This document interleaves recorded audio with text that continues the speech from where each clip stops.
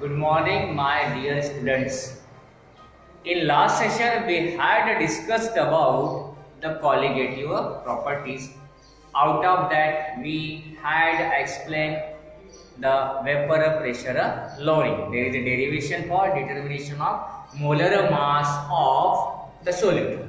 Now, the student, today we are going to discuss on the second colligative property, and the name is the boiling point elevation. Elevation म्हणजे आपण जेव्हा solution बनवतो त्यावेळेस एक solvent घेत असतो आणि एक सोल्यूट घेत असतो. सोल्यूट हा नॉन व्होलेटाइल असतो. जेव्हा आपण प्युअर सॉल्व्हेंट घेतो तेव्हा त्याचा बॉइलिंग पॉइंट हा वेगळा असेल आणि ज्यावेळेस आपण त्या ठिकाणी सोल्यूट ऍड करू त्यावेळेस त्याचा बॉइलिंग पॉइंट हे डिफरंट असेल. So what is the boiling point? First one, the boiling point of a liquid is always defined as the vapor pressure of a liquid is equal to the atmospheric pressure. आपण एखादा liquid घेतलेला आहे आणि जेव्हा आपण त्याला heat करतो म्हणजे त्याला आपण बाहेरून काय करतो ॲटमॉस्फेरिक म्हणजे अप्लाइड प्रेशर देतो त्यावेळेस जो टेम्परेचर वाढत असतो त्याला आपण बॉइलिंग पॉइंट असं म्हणत असतो.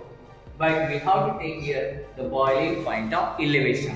So it is always defined as the sign is delta TB equal to TB minus T0T. काय लक्षात घ्या delta T म्हणजे difference between the boiling point temperatures. The B for boiling point. एक आहे TB आणि एक आहे T0T. ठीक आहे. तर या ठिकाणी TB जो असतो तो असतो boiling point of solution. बरोबर आहे. आणि हा जो आहे हा आहे boiling point of pure solvent. तुमच्या लक्षामध्ये एक गोष्ट आली असेल दोघांचा जर डिफरन्स केला तर हा ऑलवेज कसा येतो पॉझिटिव्ह येत असतो आणि पॉझिटिव्ह डिफरन्स येत असल्यामुळे बॉइलिंग पॉइंट ऑफ सोल्युशन हा कसा राहील नेहमीच जास्त राहील आणि boiling point of pure solvent कसा राहील कमी राहील. म्हणजे ज्यावेळेस आपण एखाद्या सॉल्व्हेंट मध्ये सोल्यूट ऍड करतो आणि त्याचा बॉइलिंग पॉइंट घेतो तर बघा त्याचा टेम्परेचर कसा होईल सोल्युशनचा बॉइलिंग पॉइंट वाढत असतो पण प्युअर सॉल्व्हेंटचा हा त्याच्यापेक्षा कसा असतो कमी असतो. That is known as boiling point elevation. The boiling point of elevation always explained by another equation delta TB is directly proportional to m आणि m या ठिकाणी असतो मोलॅरिटी आणि मोलॅरिटी कॅल्क्युलेट करत असताना आपण कॅल्क्युलेट करत असतो m. ओके पहिल्यांदा आपण हे बघू मग आपल्याला बॅलन्स करायचं काय होईल डेल्टा TB आपण याला काय दिलो इक्वेशन दिलो इथे लिहितो आपण k b into m. Kb म्हणजे आहे मोलर बॉइलिंग पॉइंट कॉन्स्टंट त्याला आपण इबिलिओस्कोपिक कॉन्स्टंट असं सुद्धा म्हणत असतो आणि m जो असतो m इज मोलॅरिटी आणि मोलॅरिटी कॅल्क्युलेट असताना फॉर्म्युला आहे W2 weight of solute molar mass of solute divided by W1. W1 म्हणजे वेट ऑफ सॉल्व्हेंट याला आपण असं लिहू शकतो W2 divided by M2 into W1 अशा प्रकारे आपण मोलॅरिटी कॅल्क्युलेट करू शकतो. नंतर आपण डिफाइन करू या ठिकाणी what is a molar elevation constant. The molar elevation constant is always defined as ebullioscopic constant is always defined as when 1 mole of solutes completely dissolve into 1 kilogram of a solvent are known as the molar ebullioscopic constant किंवा molar elevation constant. It is always denoted as Kb. आता इथे आपण दिलेला आहे Kb is known as molar elevation constant. It is kelvin kg and mole inverse याचे unit असेल किंवा k by m. m म्हणजे काय होते या ठिकाणी मोलॅरिटी होत असतो. So in this way we can explain the basic knowledge about the boiling point elevation. Now we have the derivation for determination of molar mass of solute by using the elevation in a boiling point. Boiling point elevation वरती नेहमी एखादा numerical किंवा एक derivation असते जे विचारलं जाते, जे आपण आता या ठिकाणी घेणार आहोत. बघा रिलेशन काय आहे, molar mass of solute, molar mass of solute, molar can be given by m, solute असल्यामुळे याला 2 लिहितो आपण. ठीक आहे. Boiling point elevation, boiling point elevation delta TB. ठीक आहे. या माध्यमातून आपल्याला काय करायचं आहे, डेरिव्हेशन करायचं आहे. आपल्याकडे एक फॉर्म्युला आहे, we know that okay delta TB is equal to KB into m, याला आपण नंबर 1 देऊ. ठीक आहे. डेल्टा टीबी म्हणजे डिफरन्स बिटवीन द टेम्परेचर्स, बरोबर आहे. नंतर आहे केबी म्हणजे मोलर एलिव्हेशन कॉन्स्टंट, एम म्हणजे काय आहे, मोलॅरिटी आहे. कन्सिडरेशन करू आपण. Let W2 gram of solute, याचा मोलर मास काय आहे, M2 आहे. It is dissolve into W1 gram of solvent, बरोबर आहे. त्याच्यामुळे आपण m बरोबर molarity is given as, formula आहे आपल्याकडे W2 upon M2 whole divided by W1, KB number 2. Okay, from 1 and 2, from 1 and 2 काय होतं बघा, सबस्टिट्यूट करायचं झालं या ठिकाणी. काय मिळेल तुम्हाला, delta TB is equal to KB into okay m ची व्हॅल्यू आहे, काय मिळेल बघा, W2 upon M2 whole divided by W1. So equation should be KB into W2 whole divided by W1 into M2. आपल्या रिलेशन कोणाचं द्यायचं आहे, M2 चं आणि डेल्टा टीबी चं. M2 इकडे घेऊ, मग काय मिळेल बघा, here is a delta TB. So M2 is equal to, so what are here, so here should be the one most, the KB into, here is a W2 then W1 divided by delta TB.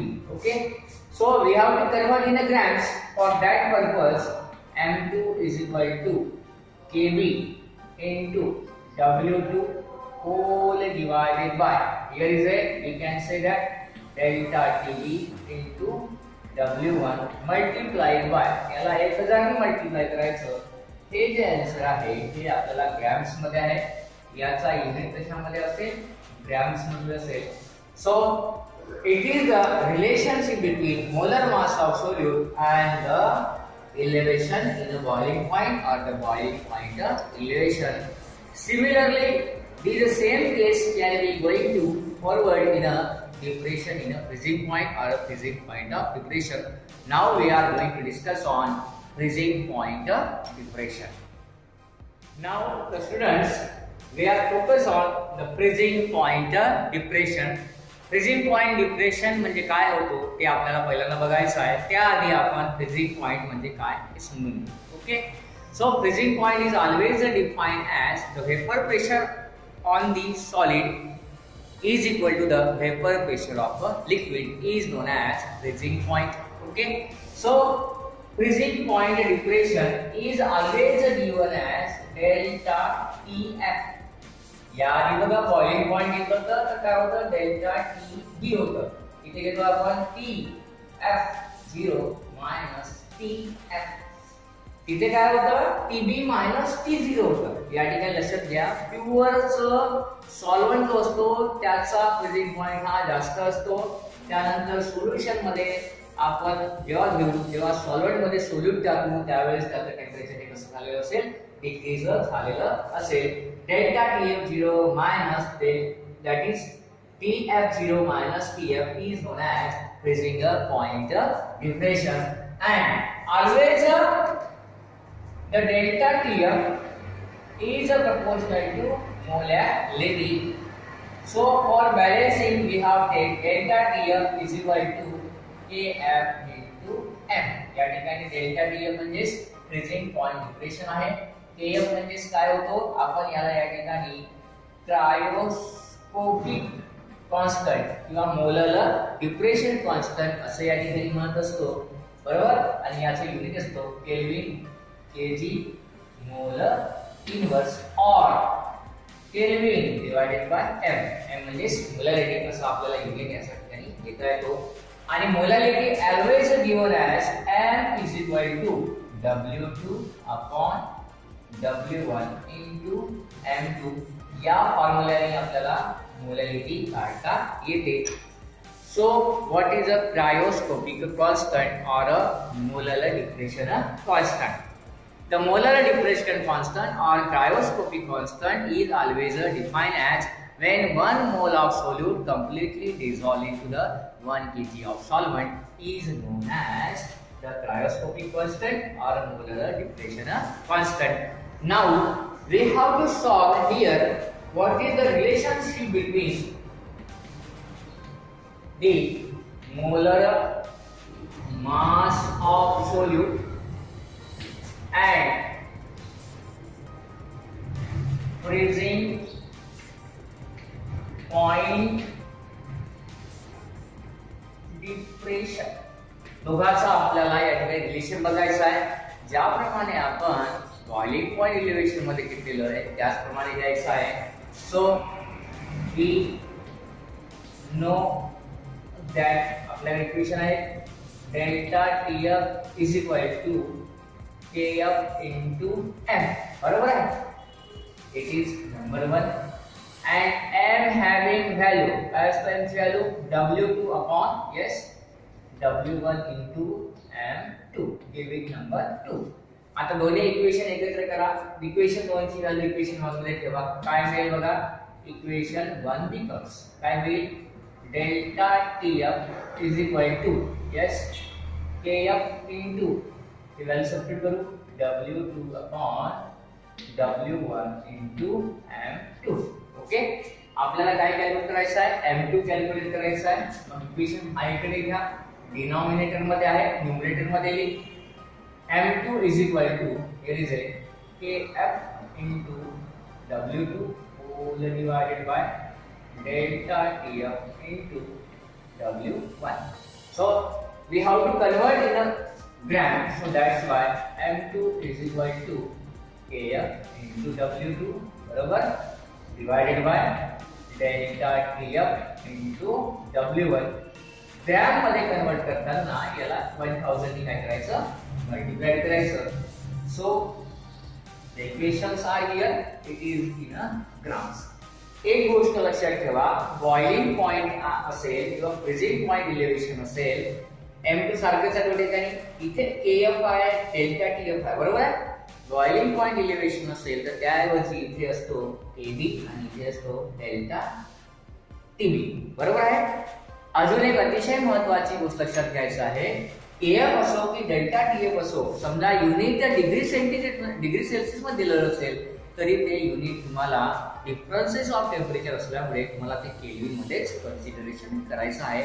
Numerical solve करताना हा मुद्दा लक्षात ठेवायचा की elevation of boiling point असो की depression in freezing point असो दोन्ही ठिकाणी टेम्परेचर समजा KF ची डेल्टा TF ची व्हॅल्यू किंवा KB ची किंवा डेल्टा TB ची व्हॅल्यू समजा डिग्री सेंटीग्रेड मध्ये दिली असेल तरी ती तुम्हाला काय कन्सिडर करायची आहे equivalent to Kelvin temperature convert करायची आहे बरोबर आहे. तेच कन्सिडर करायचं आहे कन्वर्ट करण्याची काही गरज नाही. So my dear student we have completed this session. Now we are going to discuss on the numerical of this elevation in a boiling point, also on the freezing point depression. Thank you.